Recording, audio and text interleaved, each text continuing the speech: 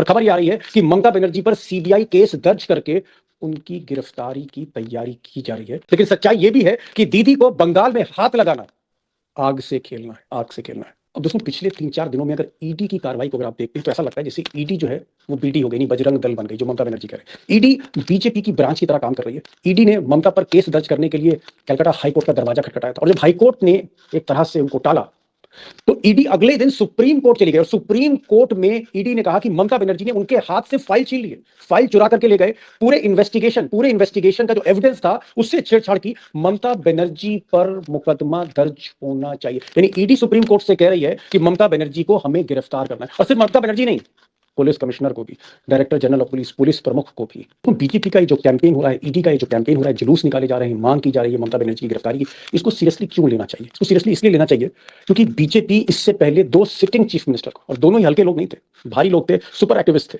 दोनों को बीजेपी ने जेल भेजा। पहला नंबर ट्राइबल नेता, आदिवासियों के सबसे बड़े देश के नेता, जिन पर कोई हाथ नहीं लगा सकता था, हेमंत सोरेन। हेमंत सोरेन जब चीफ मिनिस्टर झारखंड के थे तो 2024 में, जनवरी के महीने में, इसी महीने उनके हाथों में हथकड़ियां डाली गई, राजभवन ले जाया गया।